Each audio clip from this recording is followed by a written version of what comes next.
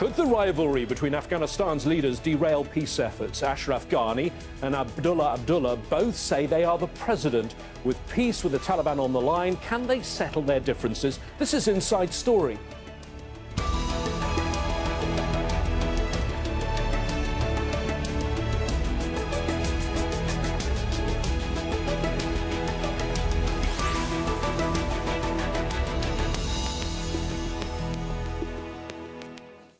Hello there, I'm James Bays. Many were hailing a new beginning for Afghanistan less than a fortnight ago. The US and the Afghan Taliban had just signed a deal towards ending 2 decades of war. But the Afghan government wasn't part of the talks, and a long-standing political rivalry is making things even more complicated. President Ashraf Ghani was narrowly declared the winner of the election in September for a second term. Former Chief Executive Abdullah Abdullah rejects the result. Both held rival presidential inauguration ceremonies on Monday after the US Special Envoy to Afghanistan failed to resolve their dispute. Ghani is supposed to finalise the government's team for the first direct negotiations with the Taliban. The US, though, has started withdrawing troops as part of the deal with the Taliban. Hoda Abdul Hamid has more from the Afghan capital, Kabul. This initial pullout is in accordance with the Doha Agreement, which stated that the withdrawal should start within 10 days of signing that agreement. Now, we know that soldiers have been pulled out from 2 bases, one in Helmand province, which is a stronghold of the Taliban, and the second from a base in the north in the Herat province. We don't know the exact number, but we do know that over the next 125 days, this withdrawal should continue to bring down the overall level of foreign troops in the country to 8,600, which is actually the level of troops that was in Afghanistan during the Obama administration. Now, further than that, after that, the US will have to assess whether the Taliban have actually held their part of the deal. They have also certain commitments they have to respect, like one of them is to disavow groups like Al-Qaeda, cut all ties with them. There are many other armed groups operating in the country, and the Taliban has to cut ties with all of them. Another precondition is also to engage in intra-Afghan talks that could pave the way for a political settlement for the conflict in this country. At the moment, it's proven to be very difficult. There is a dispute between the Taliban and the Afghan government over the release of prisoners that is actually also guaranteed by the Doha Agreement.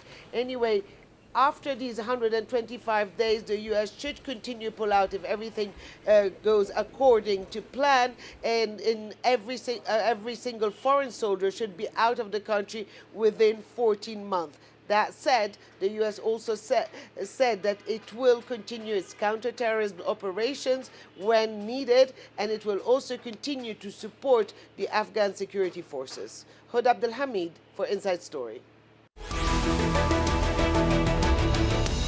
Well, let's bring in our guests to discuss this further. In Washington, D.C., Shafiq Hamdam, a former advisor to President Ashraf Ghani. And here with me in London, Zainab Hamdam, who is the CEO of Afghan Action. Can I start with you, Zainab? We have deadlock, 2 presidents. How serious is this situation? Well, first, let's say that now 2 presidents have both inaugurated in the eye of the Afghan people and in the presence of the international forces. I would like to personally congratulate them both. And yes, amidst all the inambiguities that's happening in Afghanistan, it is tough. It's a challenge for both people in Afghanistan to kind of maybe learn more to be patient and see the next steps, and also for both leaders to hopefully work together, putting the differences aside, and work for a future of a positive Afghanistan.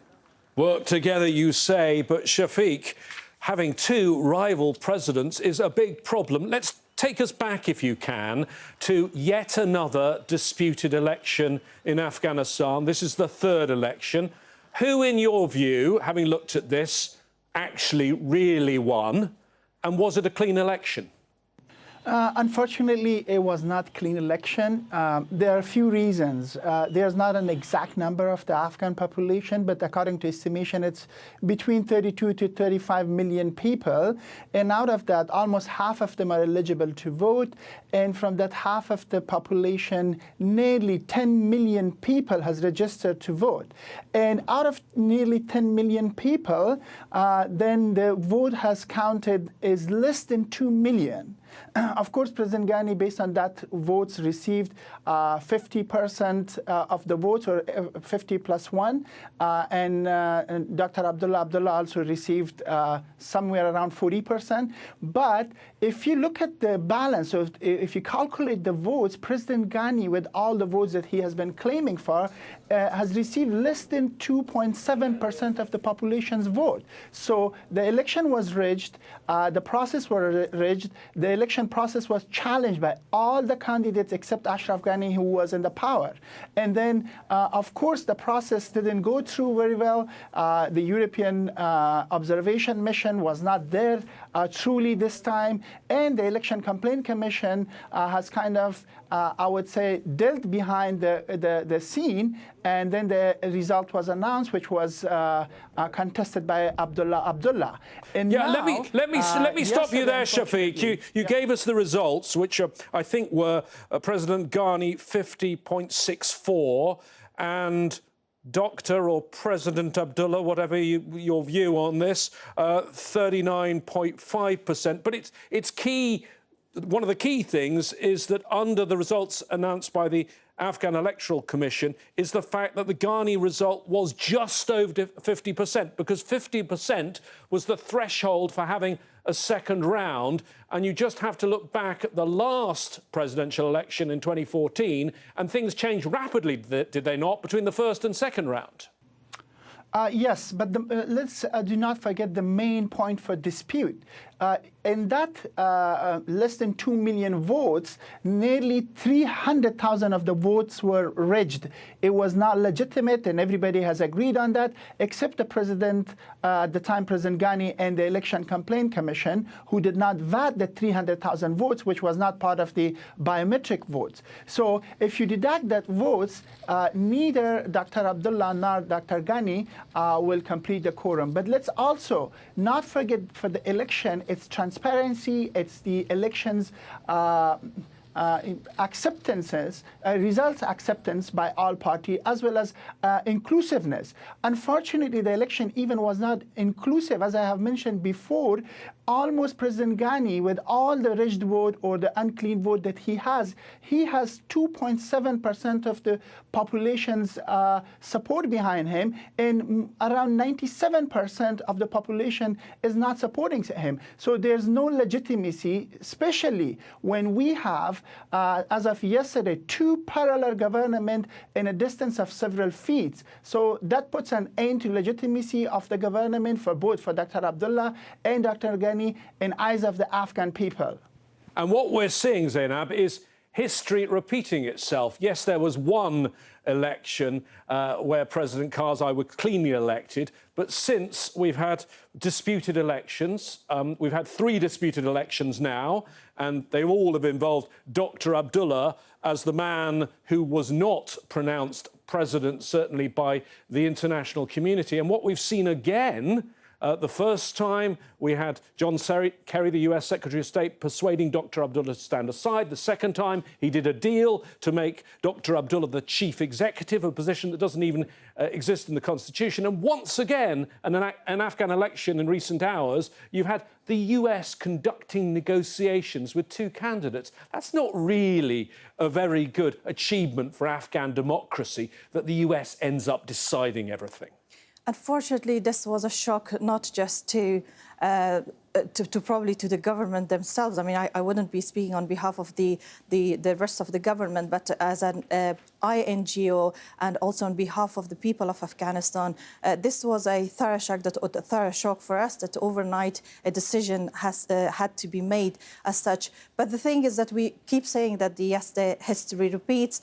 Let's, for sake of the people and for the sake of the past 40 years of war that has happened, not make sure that this does not repeat compete and then work together. After all, regardless of what the numbers were, what the percentage of the people who voted was, is that both presidents now, if I could say, they have been elected by their people. Yes, we do. I do agree with our friend in there that the people, this was not transparent, and people have got, this is Afghan people's entitlement to know and for the government to be transparent with them with the clear result of election. However, having said that, all of that could have been thought in advance, and this could have been stopped yesterday if that was the willing of the allies and the government. Let's not go back and let's look forward, because there's war has to stop, and people of Afghanistan are dying for peace. So let's look for a rather positive future. Two presidents, but it's pretty clear where the US and the international community stand. Let me show you the statement from the US Secretary of State, Mike Pompeo. We welcome President Ghani's statement at his inauguration about the discussions over the next 2 weeks to form an inclusive government. We also welcome President Ghani's announcement that he will issue a decree on Taliban prisoner release and a national team for intra-Afghan negotiations. And we appreciate Dr. Abdullah's statement underscoring similar commitments. Shafiq, I think that's interesting because the US has been negotiating between these two men, but they're also trying to sell their deal with the Taliban. And the main sticking point until now between the US government and President Ghani was on releasing these prisoners. He didn't want to do it, and now he's agreed to do it. Yeah, I think he was holding the decision because he primarily wanted to pressure the United States to support his inauguration and to come up with such a statement. And if you complete the statement, you read the end of the statement also says that the United States oppose any parallel establishment of any parallel government in Afghanistan. So he has dealt with Dr. Zalmay Khalilzad to come with a decision to support let me just interrupt you, because not everyone will know who that is. Zalmay Khalilzad, it's an Afghan name, is actually an American. He was born in Kabul, but he is an American. He was the US ambassador to the United Nations. He was the US ambassador in Iraq, in Afghanistan, and now under President Trump, he's the special envoy, and he's the man who, on behalf of the Trump administration, has been doing this deal. Yes. Exactly. Thank you for that clarification. But let me also add something else. He is also, besides this representation of the United States, he is kind of a de facto leader in Afghanistan as well, because he's the one who's breaking deals between Dr. Abdullah, between the Taliban. So his title is not only, his terms of reference is only not limited to his negotiation with Taliban. People see him, even President Ghani himself, he sees him as a de facto leader in Afghanistan and a decision maker. That's why he interfered or involved in the negotiations between Abdullah and Ghani, but he has failed. I would say because Dr. Ghani and Dr. Khalilzad, they're close friends and they grew up together. They both have been scholars in the US. They know each other closely. I think in this case, Ghani has influenced significantly Zalmay Khalilzad to favor him, but I strongly believe that's a trap, and Khalilzad is strict, because probably we will, in the near future, we will see that Ghani will resist further and will request more. He will have high demands for the US to compromise, and any step for the US to take further for the peace and reconciliation will come with a very high price tag for the United States to deal with Ghani as well as with Abdullah. Zainab, your view on that? Clearly, you can see it the way Shafiq sees it, that Ghani has won this round and got the US on side, but Ghani is going to have to, we assume, sit down and send a delegation to talk to the Taliban. And if he's going to release all the prisoners first, he's lost one of his main cards, one of his main points of leverage. Unfortunately, I have to agree with some of the things with regards to the Khalilzad and Ashraf Ghani's deal in that. However, as these have just happened, so I do not have a deeper kind of information on that to convey in here. With regards to addressing your question, I'd like to come back to the peace agreement itself. First, I think we should not forget that the majority of the peace agreement, the conditions that have been signed, of course, by Khalilzad on behalf of the US and the Taliban representatives, it's mostly in the advantages of the USA and not so much for Afghanistan. I think the one clause that the Afghan government could utilize in the benefit of Afghan people is the negotiation and the inter-government conversation that hopefully to happen and take place between the Afghanistans and hoping for the peace deal. Aside from that, the rest of the peace deal that has been signed, as I said before, it's mostly in the advantage of US and their interests rather than the Afghan people. And this is the peace deal that you talk about, Absolutely. Zainab. I have a copy of it here, but we learn that there are secret annexes in this deal that the Afghan people have not been shown. What's interesting is comments that have come out from a prominent US senator recently. He's a member of the Armed Services, of the Foreign Relations Committee, Senator Chris Murphy. He has been tweeting, saying, the more I learn, the more concerned I become that Trump got fleeced. The Taliban's security guarantees are so vague as to be effectively void. He says the agreement leaves the Afghan government out to dry by scheduling troop withdrawals before a Taliban-Afghan deal, and the race to get a deal took the focus off the current political crisis in Afghanistan. Shafiq, you hear comments like that from a prominent senator. I've seen a New York Times op-ed from Susan Rice, the former national security advisor. She seems to think this wasn't a particularly good deal. Do you share their concerns? I would say I can echo some of the concerns because the deal so far has been compromising so many fundamental achievements of the Afghan government, Afghan people, and the United States together. For example, the human rights, the women's rights. These are the values that the Afghan people and the international community has sacrificed. Thousands of people and billions have been invested in that. But in this deal, you will not find even a word of human rights, even a word of women's rights. Even in the entire delegation of Taliban or the US, you couldn't see a woman representing there talking about their rights. So there are some concerns, and I do see that there's not a lot of implementation and verification guarantee and mechanism in the deal, other than these two secret annexes, which probably is more in detail how the troops going to withdraw, how the counterterrorism will operate in Afghanistan, and how will the US and Taliban relationship look like in the future, not pretty much about democracy, human rights, women's rights, and other valuable, I would say, or dear values for the Afghan people and those who have sacrificed their life in Afghanistan. And Shafiq, I know that as well as being a former deputy senior advisor to President Ghani, you also, for quite a long time, were an advisor to NATO, to the senior civilian representative. So let me talk to you about the troop withdrawals specifically and what it says in the deal about that, because there's a very fast timeline for the troops to leave. I believe it's going down very quickly in just less than 5 months to the figure that were there when President Trump first took office, 8,600 from 12,000. And we hear the NATO troops from other countries are going down. Currently, my calculations, they never make these full figures public, is there are about 20,000 US and NATO troops in total. It's very fast, isn't it? And does that not worry you about the security of the government in Kabul? The initial step, which is drawdown of the U.S. troops from around 12,600 something to 8,600, that is something feasible. But for the rest of the U.S. troops to withdraw within this short timeline, I think it's not feasible, as well as it's very high risk and threat.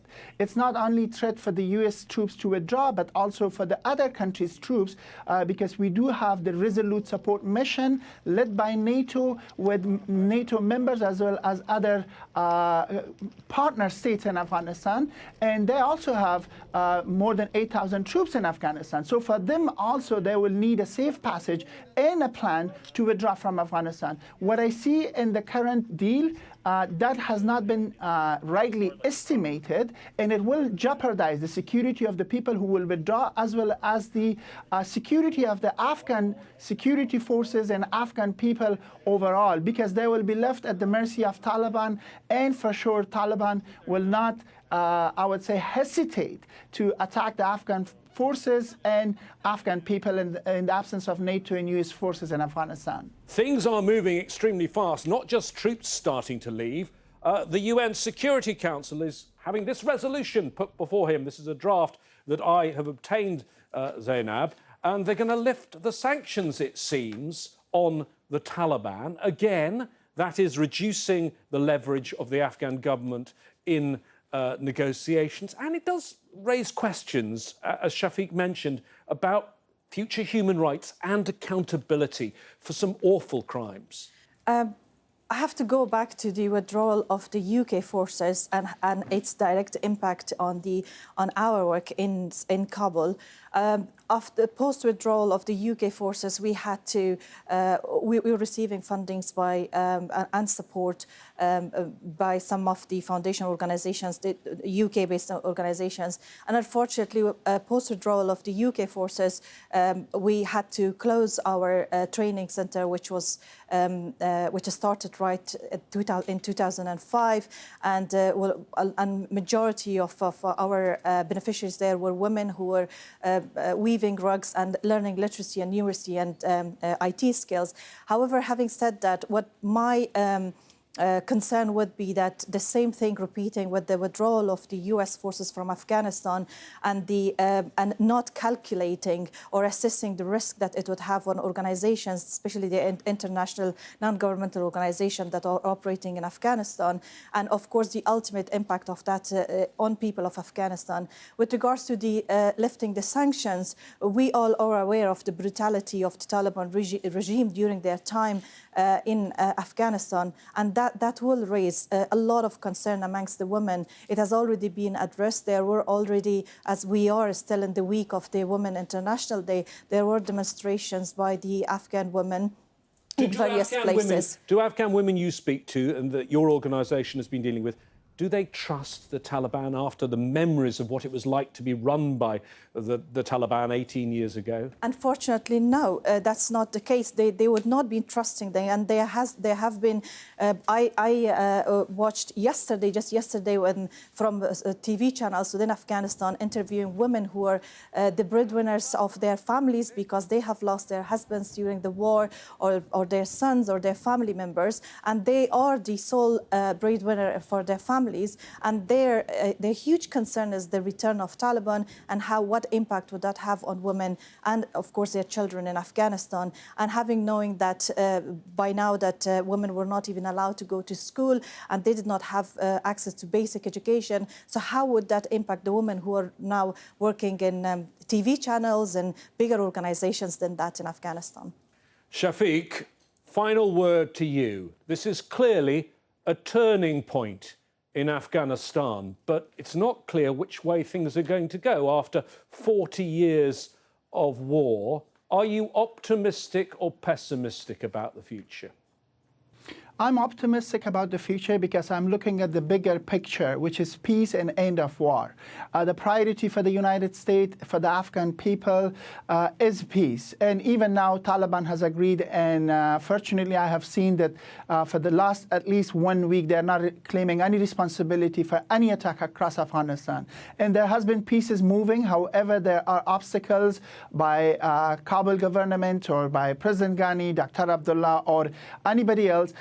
But I do see we are, after so many years, we are on the right path for the peace. Unfortunately, the current political crisis, the division in Afghanistan, the fragility of the environment is threatening. But I'm optimist because now we have defined the priority, and that is ending the war, and it cannot be ended without an intra-Afghan dialogue and without having a reconciliation. So that's why I'm optimistic. OK, well, thank you very much, and thanks to all our guests in Washington, D.C., Shafiq, Hamdam, and here in London, Zainab Zainab Homam, interesting times for a troubled country. Having lived there for a few years, it's a place that takes a piece of your heart because of the beauty of the country and the people. Full Afghanistan coverage on this channel, where Hoda Abdulhabid, who you saw at the beginning of the programme, is reporting for us. Go to aljazeera.com, where you can watch Inside Story anytime you want. To contact us, we're on Facebook. Comments, suggestions, even, dare I say it, complaints can be sent to us on Twitter. From the team in Doha and here in London, thanks for watching. I'll see you soon.